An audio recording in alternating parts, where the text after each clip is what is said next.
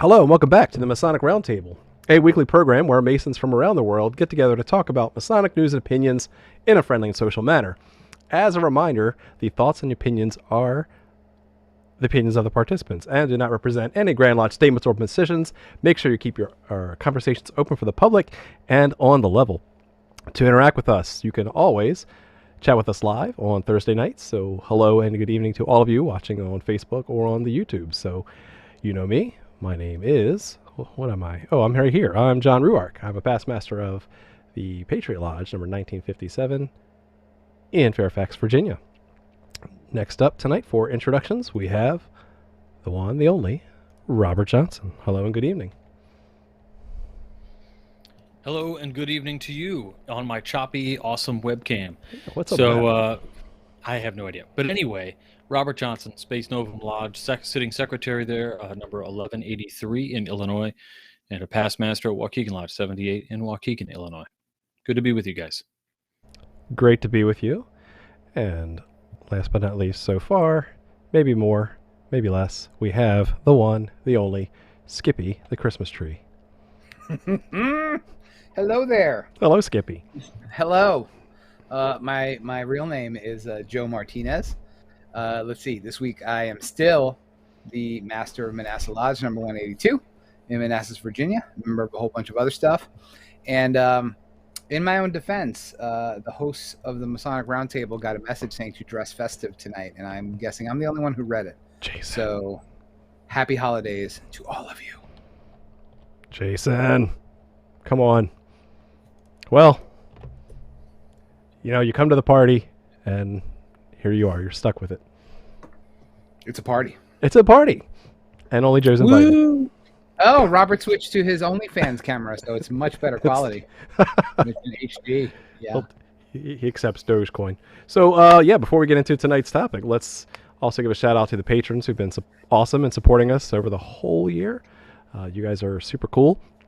And we thank you for that. So if you want to be part of the exclusive Insider Club where you can chat with us and do all sorts of fun stuff behind our private Facebook group, head on over to patreon.com/the Masonic Roundtable, and we'd love to see you over there. I've had a lot of good conversation this week about brothers getting installed, most of them as Worshipful Master this year. So congrats to all. Class of 2022. Yes, because... I don't know that I thought about it that way, Joe, but yeah, congrats to 2022 class of past masters. Well, if you're not masters. Yeah, not in Virginia. Yeah. Oh, wait. You Yeah. guys do the whole you're not a past master till it's over. Until your You got to do successor. the whole term until your successor is installed. Then I'm a past master. Dang, that's crazy. Here in Mhm. Illinois, I could be installed today and then quit tomorrow and I'm done. And you get that title forever. Nice. That's right. And also, I see that Joe has decided to, it's his prerogative to remain covered. So he kept that very literal with the tree hat this year. So Well, very nice. yeah. I mean, I do have a normal festive thing, but you guys said dress festive, so I was coming for the occasion. And we're going to be talking about trees. You guys. Trees. Right. So Evergreens. evergreens, acacia. That's true. So for our last TMR of 2021, we wanted to do a special holiday-themed one. In fact, something that I've always wanted to learn more about, and that's some of the other lesser-known winter festivals that occur around this time of year, around December, around the winter solstice. And so tonight we'll pick and choose some of our favorites, some ones we've done some research on. By all means, this is not an exhaustive list. However, it is pretty cool, some of the research we found, and we'll vamp a little bit and talk about some of the similarities, some of the differences, and just what makes them purely special. So just as an introduction, I know that I wanted to kind of set things off because for whatever reason, I like to get more introspective this time of year.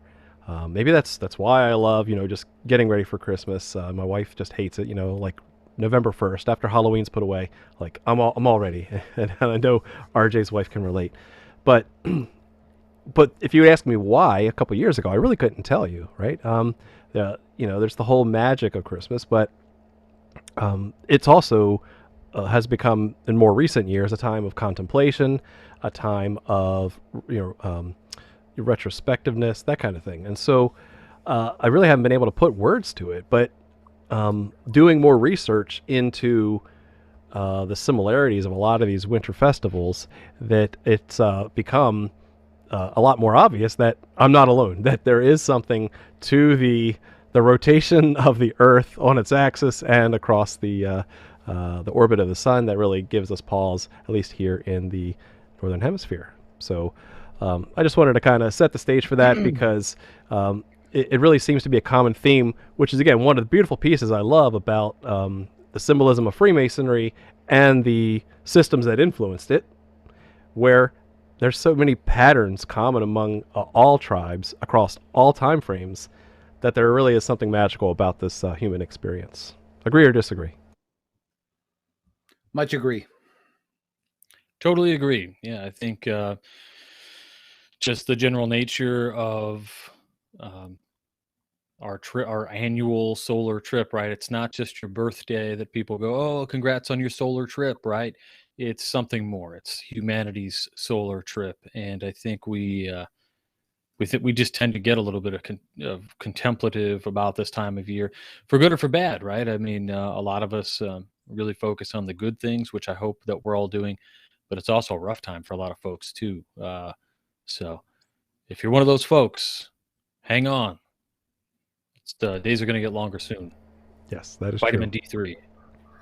Yeah, and I mean that is literally the big thing we're going to talk about as we talk about some of these celebrations, right? Because these celebrations go back thousands and thousands of years, right? Before Christmas, before the time of Passover, and I'm sorry, not Passover, Hanukkah, and things like that, where they all get lumped together when you say Happy Holidays and things like that. But you got stuff that goes back thousands of years to when we were an agrarian culture, right? And the times where things were dying was a really scary moment in during the year, as on your trip around the sun, as Robert was talking about. That was a scary time. If you didn't put enough stuff away, you were having a really bad winter.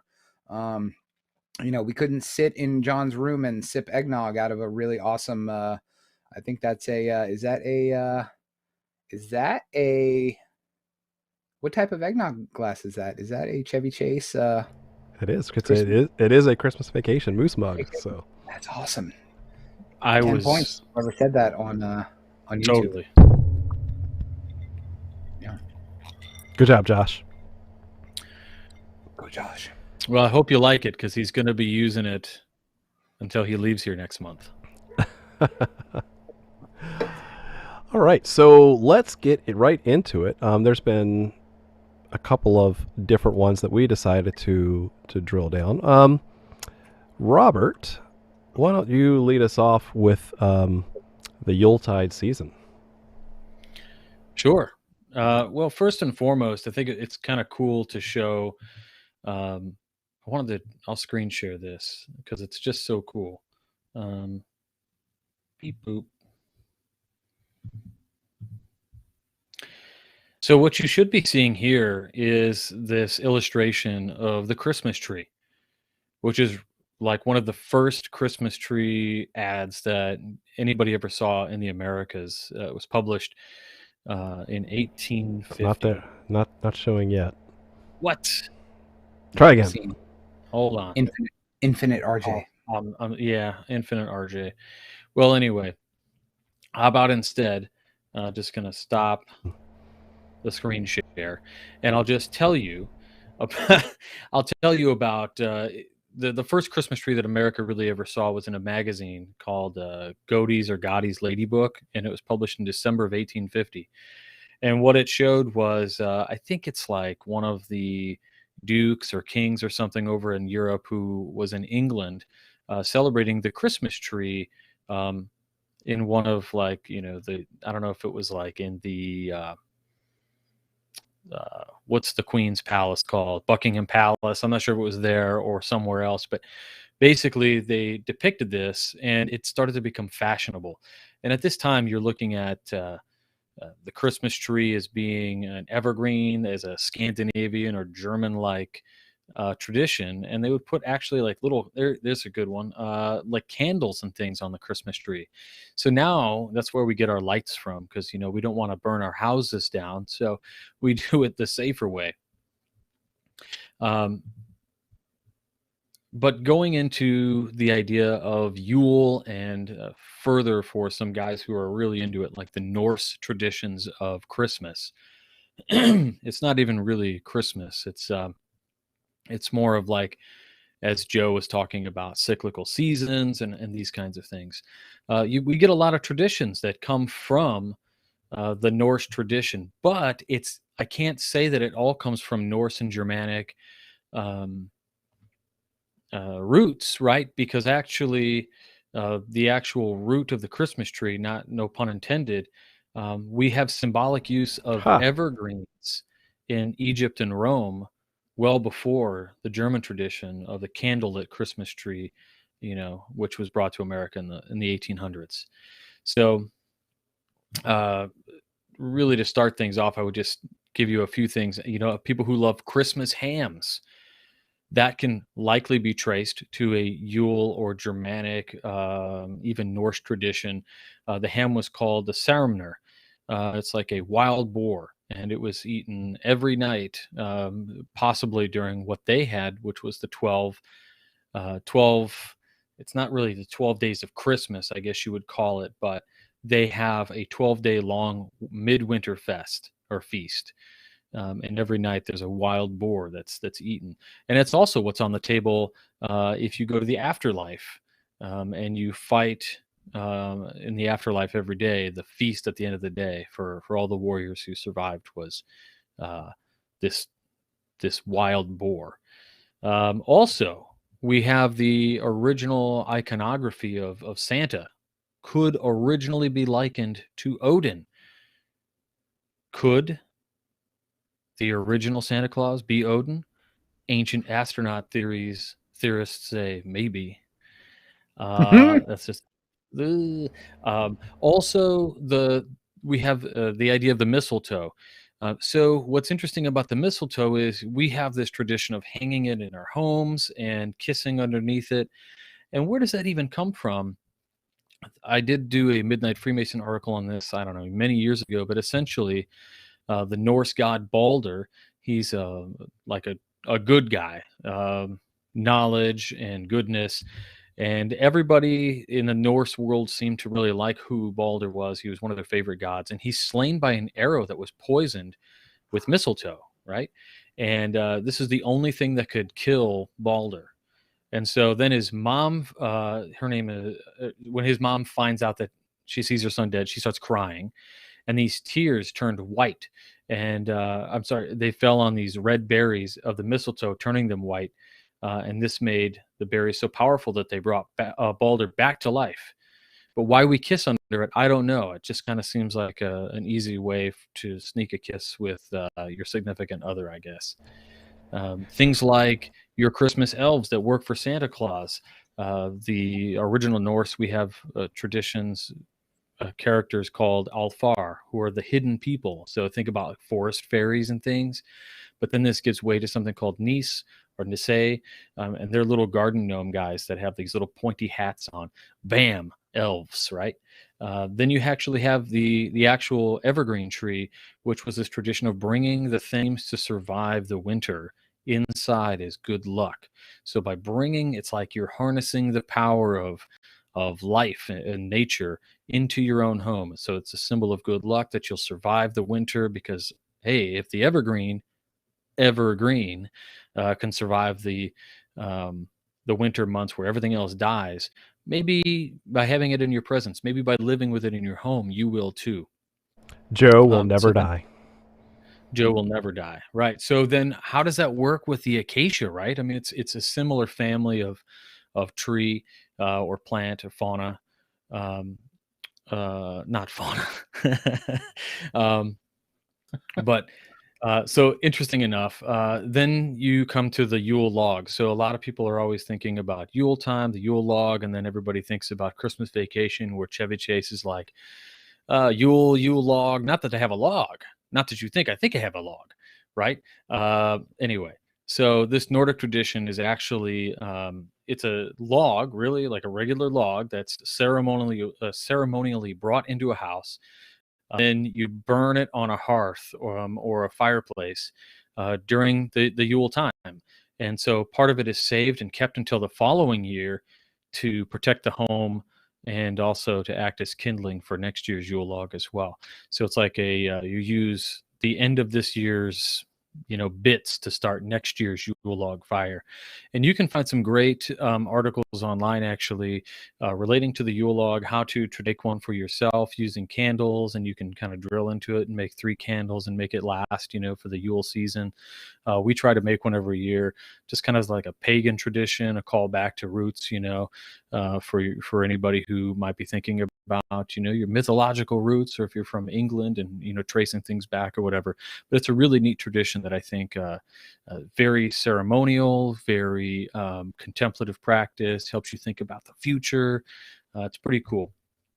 And that's really the Yule time, man. Like there's even great traditions of brewing specific beverages and then walking from house to house, not unlike carolers, right? We come to house and I would offer you a drink. And then you would drink from this cup and I would drink from it. We pass it around. And then next thing you know, everybody has Omicron. Yes. But it was cool anyway. Actually, I want to interject because this is something that I've been researching for years, and I'm fascinated with it. Like, why is this not still a thing? Because RJ, you hit it right on the head. The caroling was not necessarily to spread good cheer. It was really adult trick or treating back in the day. Like when we're talking Victorian England, pre-Victorian England, right, where there's a big class system, you had your lower class going door to door of rich people's homes, knocking on the door and say, "Hey, if I sing you a good luck and best wishes song for the new year coming up, can I come in, warm up by the fire, and drink some of your alcoholic beverage?" And they're like, "Yeah, sure, come on in and sing and dance for me." So it was very, very wild, and this was just a thing. So that's actually what the original words of the "Here We Come a Caroling" was actually "Here We Come a Wassailing." And so if you actually look up what wassail is, that is the wassail is the actual alcoholic beverage that they were going door to door to get. So I think that is a really cool tradition. Now fast forward to 2022, somebody should start a business. I've been thinking about it forever, right? You got these party buses, right, where people can drink, and you have a nice dedicated designated driver. Wouldn't it be awesome to do like drunken Christmas caroling, right? Do wassailing and bring it back to the way it used to be done and have a good time doing it. So I don't know. That's something to explore. Maybe we'll do it just for fun. Road trip. I don't know that I ever heard that term before, but then all of a sudden you said it. And isn't that in a Christmas carol? I mean, Here We Come a Wassailing. Carol, that Here We Come a Wassailing. Yeah. Among the leaves are green. Dude, that's love crazy. and joy come to you, and to you a wassail too. Yeah, that's exactly where it came from. So why this isn't a thing? Drunken singing. I love it. Yeah. Love it. And all for all the right reasons. Good festive times. So sorry to take you down the rabbit hole. It's been something I've just been fascinated with over the years, that nobody knows this fact of just a couple hundred years ago. Well, now everybody knows. Yes. So boom. So you're welcome. Anything else, RJ? Nah, I just think Joe looks so cute. It's adorable. Well, as we wassail over to Joe's house, I'm going to pick up the next topic, which is one topic I wanted to learn more about, and that's this concept of the Roman festive celebration of Saturnalia. Not knowing this, in fact, if you're listening to this only a couple hours from now, if you're watching this or listening to this on Friday, December 17th, you are actually on the first day of Saturnalia. That's right, there's more than one day, and we'll find out why. But the Roman festive party, extravaganza, whatever you want to call it, of Saturnalia goes really all the way back until almost 300 years BC in the Roman era, where it started out as a farmers' festival because, wait for it, here we are getting ready for the winter solstice. We're done with the harvest. We are going to celebrate under the name of the Roman god Saturn, or the Greek god, or because Romans always stole everything, the Greek god of Kronos. So Kronos being the god of cycles, of time, of harvest, of new beginnings, right? And that actually translates even down to Kronos as Father Time, which you might see in a Masonic context as well, right? You have Father Time, counting the ringlets of someone's hair. So this is a common archetype of the end of the harvest. Let's celebrate. Let's get ready for the winter, right? It's the archetype of with the ants and the grasshopper, right? Those who get ready for the winter. They've been working hard.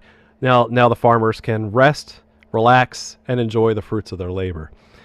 So in doing so, it was just a one-day event, which was roughly around December 17th. And then the Romans started changing their calendar around. And so once they changed the calendar around, they couldn't decide, was it was kind of like split between two dates. And so to not mess it up, they actually said, tell you what, let's just do both of those dates. Let's actually go from a 1-day to a 2-day event, which then over time evolved into a 5-day event, which even later, when more calendar shifting went on, turned into this week-long extravaganza and basically became Mardi Gras for Christmas time, right? It was a huge party. So again, we talked about what the meaning of celebrating in the name of the god of Saturn was about. He was a god of generation, dissolution, plenty, wealth, agriculture, etc. And they would kick off the actual celebration on December 17th by doing a huge public sacrifice to the god Saturn. And what was interesting is that in the Roman times, they would have a huge statue of Saturn, depending on your source, filled with oil. And he would have his feet bound with wool all year long. And on December 17th, after the sacrifice, his feet would be unbound, and thereby kind of like signaling, hey, we can let loose a little bit. We can party. So it became a party, a celebration of liberty, of freedom. And it became like, hey, we've worked hard. Now's our time to kind of let loose. By evolving over the years, over the centuries, that liberty, that freedom, became almost completely upside down. And what do I mean by that? Like, it got to the point where even masters were serving slaves dinner. Right? It was a very common thing that the class structure of basically you had slaves, freed slaves, and then kind of the upper class, that it was very normalized at the time. In fact, everyone had to wear the same cap that only was reserved for the rest of the year for freed slaves, thereby signifying we're all equal for this period of time. Everyone took it not seriously. They took it as a time of frivolity, right? That they wanted to just celebrate. Let's all just relax. Let's all like put aside the social constructs just for a week, have a good time, have lots to drink, have lots to eat, and just really enjoy each other's company, knowing this is only temporary, knowing that in a week we're going to go back to the way things were. But this tradition started to evolve to include gift giving, right? So, well, if you're hanging out with some friends, one thing that you may want to do is give some type of gift. And it was actually the best thing to do at that time was to give your friend a very trivial gift, something very small, something that was kind of knick-knack or tchotchke, right? Sometimes there were small carved figures that you gave each other. It was not meant to be like, oh, I got to save up money and get Joe a Rolex. Like, no, it was just something. Hey, you're my bud. Let me just hand this to you. Let's celebrate this, because for two reasons. One, the more trivial a gift that you gave someone actually signified how much of a friendship you had with them. It's like, hey, we're such close buds. I don't even, I don't even need to give you something big. This is just a token of my appreciation for our friendship. Where if I didn't know you as well, then I may have to spend a little more time thinking something up. Also, if the roles were reversed, right, and someone's an artisan who can make this beautiful pottery, but yet slaves are giving gifts, right? You don't want to. Remember, we're trying to normalize the class structure, so we don't want to give a slave a nice pottery thing where they might not be able to afford a reciprocal level of gift. Also, it was also expected that if you wouldn't give any lesser of a gift the next year, right? So if I gave you something big this year, you kind of expect that or more next year. Don't know why. That's just what the culture was at that time. So it was done in high spirits, right? Good-heartedness, not as an obligation, right? To really try to one-up each other. So it was a big party, many feasts. We talked about the role reversals, and we talked about that the slaves having a seat even at the banquet table, where they still kind of had to prepare the meals, but when they're actually eating the meals, it was not uncommon for masters to serve the slaves, and you actually had the liberty, the freedom, to actually say how you felt, right? That social constraint, that social like awkwardness of I can't speak freely in front of my master, all bets were off. So the good news is we don't have any record of that being taken to the extreme, right? We don't have any record of slaves going, well, now that I can say whatever I feel like, let me tell you how I really feel about you. That was not the case. But it was still good, done for all the right reasons. So let me chime in here. Yeah. On that comment there. As the Christmas tree of the year. I would say that just because there's no historical records that happened does not mean that never happened. As we know how history is written, you absolutely know there was a slave or a servant of some sort that had hundreds of years, lots of beverages. Yeah. And 20 years of angst just came out at the dinner table, and he didn't show up next year for Saturnalia. He just wasn't there anymore. But I guarantee you that where's Tony? Oh, Tony dead. It was definitely a Mr. Smithers release the hounds moment. Oh man. As it expanded from December 17th for over 7 days, now we're actually starting to end Saturnalia on December 25th or thereabouts, right? So that you'll start to see some people that are trying to logically pull the relationship between Saturnalia and the Christmas season. But it's a weak link. I mean, I'm sure there's some connection there, but it's really a weak link. The stronger link, though, however, is that houses were decorated with greenery, like evergreens and lights, like this guy, and presents were even given to children and the poor. So we had that thing going on almost 300 years before the Common Era, which also led to some of the candles being lit around as well. People were lighting candles all over during Saturnalia, which started to have a celebration of light kind of event, because again, we're coming close to the darkest day of the year, and what comes after that is the growing daylight, like we talked about in the beginning. But really, that conversation starts to shift us towards kind of the winter solstice and the Sol Invictus time frame. That's the end of Saturnalia. A lot more we could talk about, but really cool time. Think Mardi Gras for Christmas, a week-long celebration. All social constructs are off. That sounds like a really good thing. So if you're listening on December 17th, happy Saturnalia.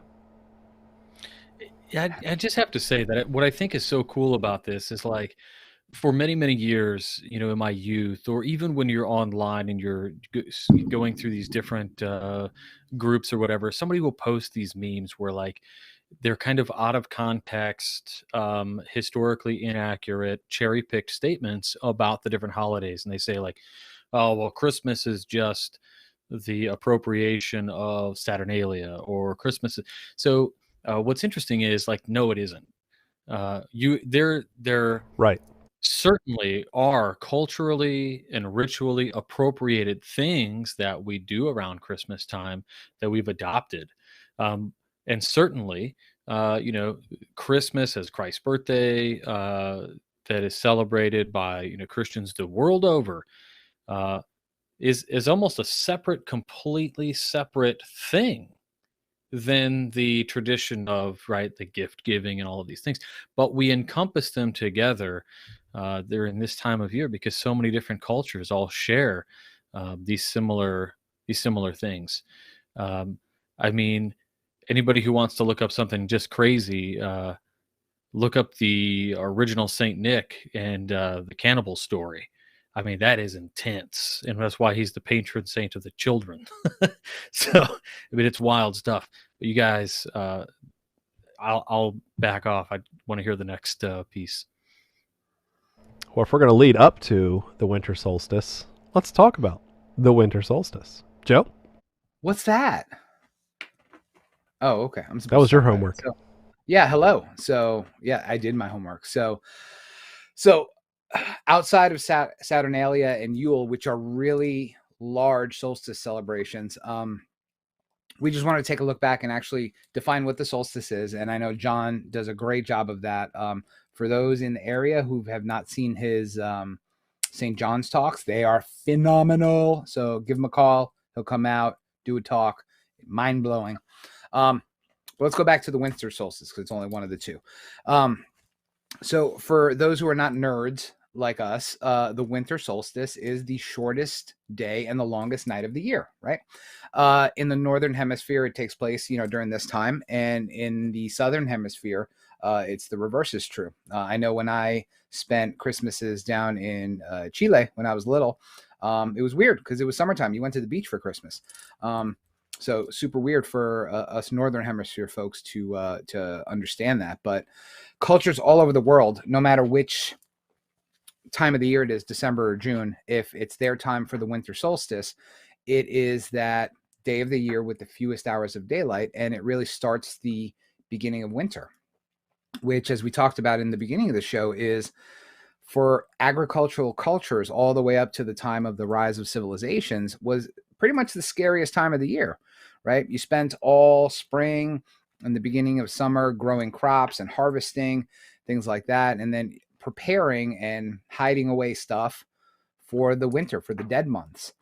So the days would start to become longer and the nights would become shorter after that time occurs. But right up until the point of right around this time of the year was a very, very trepidatious and scary time.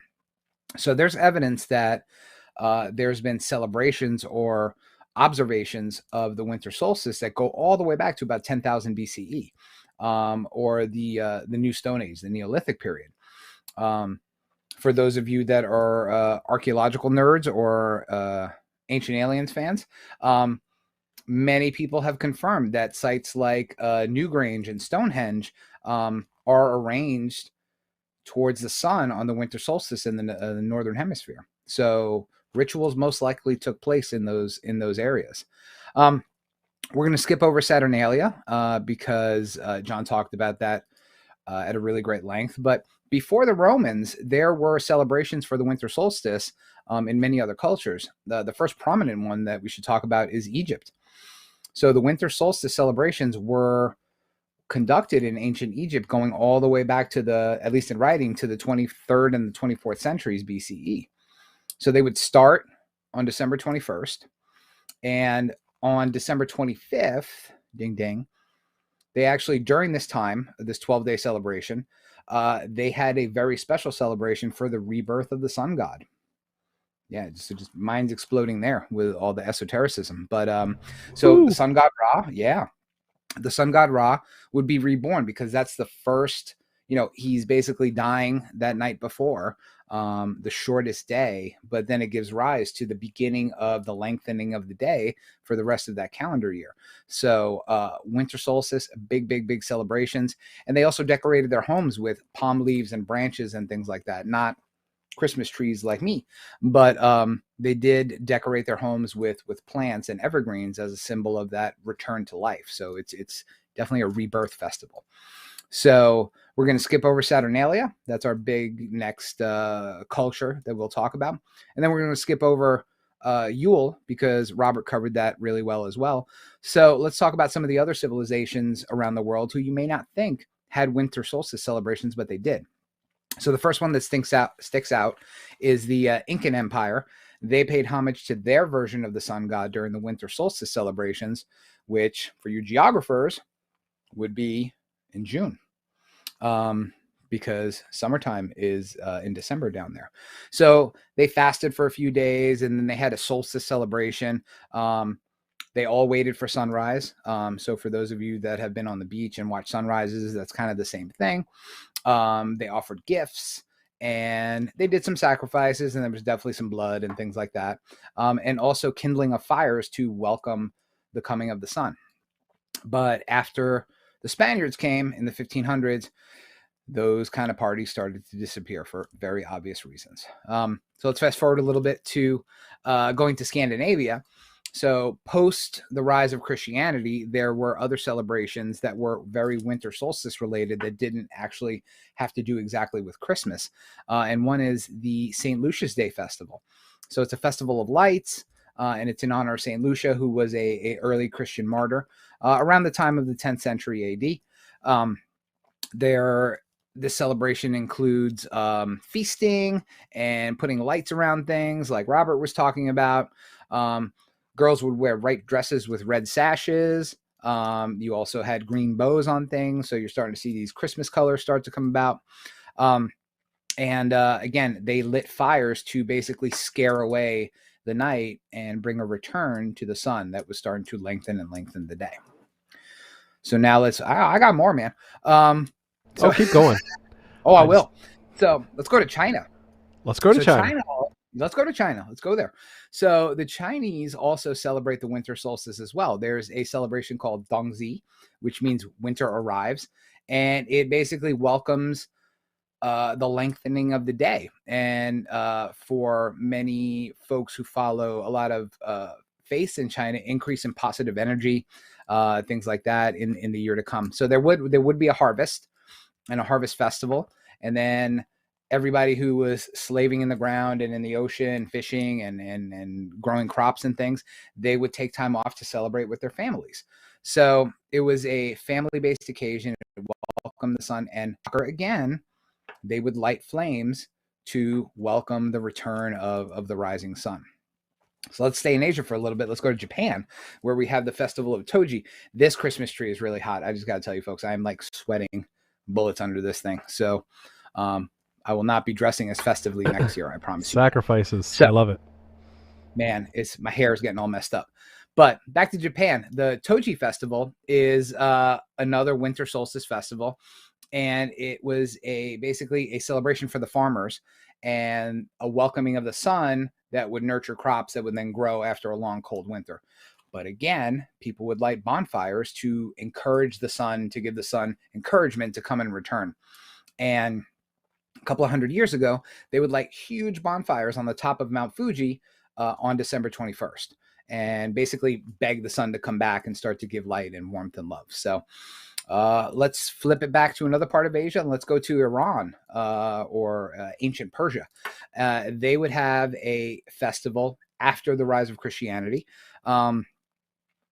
celebrating the longest and the darkest night of the year, which was also around the time of the solstice. So they had Yalda night, or which translates to the night of birth. And Iranians celebrate this. Basically, it's the triumph of the sun god, who you may know his name. His name is Mithra, over darkness. So according to this tradition, people would gather and celebrate, burn fires to light through the darkness, and also share food and nuts, pomegranates, reading of poetry, awesome things like that. I've covered the Native Americans with the Incans. That is actually all I had. So we touch pretty much every continent, I think, except Australia. I don't think there were people back then during Australia is just weird. They just do things completely differently and backwards. Antarctica. Antarctica, I don't know of any winter solstice celebrations on Antarctica, but I'll ask David Attenborough and we'll see what we come up with. So that's it. David Attenborough. That's funny. The penguins, man. Yep. You know they're celebrating. All year Here, long. check this out. Their solstice is all year long. Let's see. I'm gonna share this. See if this comes over. You guys see that? Wait for it. Yeah. Ooh. So this is the December issue of Lyceum. So I'm just waiting on approvals, and then that'll go out. Everybody can download it. But if you catch that symbolism, you know what's up. I do. That's Leo. So anyway. And so what's the Lyceum for those who don't know? The Lyceum is a educational publication of the Grand Lodge of Illinois. I am the editor-in-chief under the great auspices of Michael Overturf, who is our chairman of Masonic education here in the great state of Illinois. I say great, but that doesn't include taxes. So if you take taxes out, we're pretty great. But yeah, so this is our 5th issue, and then we'll go into volume 2 starting next year. But kind of a cool little December issue. I hope you guys all like it. 24 pages of good stuff. Awesome. Love it. All right. So as we wind things down, right, the final question of tonight becomes so what do we take away from the similarities and differences between these different winter festivals? What does it have to do with either an indication of the season or of some sort of common imprint among mankind? And I'll hand it over to Robert for his final thoughts on that. I would just say that I feel like as we get older and we learn different perspectives and we learn about different traditions and cultures around the world, like we didn't even touch on Diwali, which I think is fascinating. But there's so many world cultures, or cultures worldwide that celebrate something at this, year end. And it's just so fascinating that we would all do something so similar, but maybe not so crazy though, right? We all live on Earth. We all witness the procession of the planets. We all witness, I'm sure you all, maybe you do this, but depending on how long you've lived, wherever you've lived, maybe there's a window that you walk by and it's every 13th of the month you can see the moon on this, in this spot through that window, right? And you can watch it for a few days, then it goes away and you just take mental note of it. Like we're just doing these things, taking note of where we are in the cosmos, because ultimately I think that's so contemplative, right? To like know our place in the universe. It's no wonder that ancient man and even I think some people today who are always thinking and being cognizant about the larger things, not these little microscopic things like, did we get the latest iPhone? I mean, I want the latest iPhone, but I also think it's really important to have perspective of where we come from. And I don't think we're alone in this vast universe, but I will say that, in our little neck of the woods here on this planet, it gives us some great perspective to think about that we're all a human species, that we should be here together. In fact, there's a line from Ritual that says something along the lines of God made man dependent on one another. And I think that is so powerful of a statement. And I think that if we, especially this time of year, take this and we just kind of demarcate it as this thing that where we're always thinking about other people. And if you don't do it the rest of the year, maybe December is just your calling. Like guys let their beards grow in November to raise awareness for something or whatever the case is, right? December just seems to be the time of year when the world over gets reflective, starts thinking about their neighbor. And as I've said in previous, last episodes before Christmas or the holidays on this show and others, I hope you have this giving season and I hope it moves forward forever so that you can live Christmas or that you can live this holiday cheer all year long, that you're giving and thinking about others and all of those things. So That's my hope for you guys for the holidays. I hope you guys have an awesome New Year. We've got, I think, one or two more, I think just one more episode of WCY before the end of the year also, which will be out this Sunday. And then we got a 2-week break also. So in that interim, I hope you guys all have an amazing holiday season. Be safe, and take care of each other, and give lots of hugs, and make it weird, and tell everybody you love them. Absolutely. Yeah. Thanks, Robert. Okay, over to you, Joe. What do we make of this? All right, your Christmas tree wisdom for the year. I think Robert touched on it amazingly well. The only thing I would add to that is, because I'm definitely one of those weirdos in today's material world, that I still go outside. It's 11 o'clock at night and everybody's sleeping. I take my dogs out and I go stand on my deck and I look at the stars. And it's humbling for a lot of the reasons that Robert said, but for me, going back to solstice and what these celebrations represent, it really talks about man's search for finding order in the world. And when he finds order in the world, he knows that at the end of the day, there's something behind it giving it that order. So I take comfort in that. And I take comfort in the fact that the sun will rise at a certain point in time every day, and that the winter solstice is the shortest day of the year, but it'll start getting longer.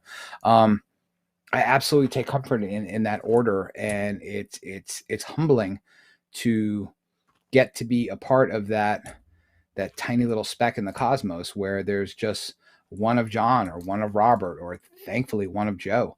But it's like Carl Sagan said, it's humbling to think about that. And there really is, and I'm going to quote him, "There's no better demonstration of the folly of human conceit than our distant image of this tiny world.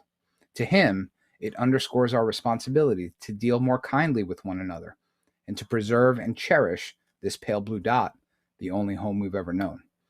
So I will leave you with that. Merry Christmas, Happy Holidays, Happy New Year to all of you. I love every single one of you on here. I will be weird. Every member of this human species I genuinely love, and I wish you nothing but the best during this holiday season. Aw, that's super nice. Even me? Even you. Oh, nice. Boy, feels good to take that off, doesn't it? It's so hot. It's so hot. All right. Well, hey, this has been a fantastic episode as always. A good one to end the year with. Just as a quick reminder, we do have a couple days left for the Masonic Roundtable second annual Secret Santa. So if you go head over to our Facebook page, and we also check the YouTube chat, we put a link in there as well. Sign up, and it really doesn't cost you anything to sign up. Just make sure you'll get paired up with a brother from another mother sometime over the weekend, and then that'll give you a couple days to ship something out to them to kind of spread some love over the holiday seasons. We had such a blast last year. Look forward to everybody doing that again this year. And as a reminder, if you are a patron supporting the show, you will be kind of entered in a random drawing where we'll also send you some extra goodies from one of the TMR hosts as well. So that'll be an extra little bonus if you're a follower of the show. My final thoughts on this, again, there's something common about the human condition that puts us in this contemplative time frame, right? And this is why shortly thereafter we have New Year's celebration, right? Where we have New Year's resolutions, we have new beginnings. We're looking forward to the longer days. We're looking forward to growing again, both figuratively and literally in the upcoming year. And yet, we're now in this season of, for those of the Christian faith, we have things like the Lenten season, the Advent season, where we're contemplating what does it mean to have this relationship? What does it mean to be a Christian? What does it mean to await, the coming of the birth of Christ? That kind of thing. And so, one thing that I encourage each of you to do is to maybe do a little bit of reading of, let's see, the Stellar Theology and Masonic Astrology by Brown. What's his first name? Bromwell. Not Bromwell. It's going to kill me Is now. it not Bromwell? No. Yeah. Let's see. Who does that one? Who does that It's on one? my shelf. Wait, stand by. It Standing by. is- Red 5, standing by. Because I had to zoom into the page that I wanted here. Brown, Robert Hewitt Brown. Robert Hewitt Brown. I didn't want to go with the easy name, but it is Robert Brown. And he has a whole chapter in the book talking about the here's a picture of it. Boom. The slaying of the sun by the fall months and the fall zodiac signs. Kind of, three figures that accost the sun, where the sun is slayed and then actually remains still for Can you roughly get off 3 my days. face while you're talking about Yes. slaying things? Thank you. Yes. Let me zoom in a little bit. So it's a really good allegory. It's there is some astro-theological correspondences that go with that, or even cosmogenical kind of connections as well with the universe. Shocking correlations. Shocking correlations, right? Which is true, right? That if you really stop to think about why is this mechanical machine of the orbits of the planets aligned in the way that it is every year, that those of us in the northern hemisphere all have a similar earthly experience. I think it's a fascinating topic. So stay tuned to that. And if you want even the shorter version, head on over to YouTube and go search for The Solar Christmas, a lecture by Manly P. Hall, who talks a little bit about the zodiacal influence of this time of year. So I really hope you guys will dig deep into that, consider what it means to you, and more especially, have an awesome holiday season. Get the most out of whatever you celebrate, and just be an awesome person to everyone else that you meet. I love you all. We'll see you next year, and thanks for watching. Keep searching for more light. Have a good night.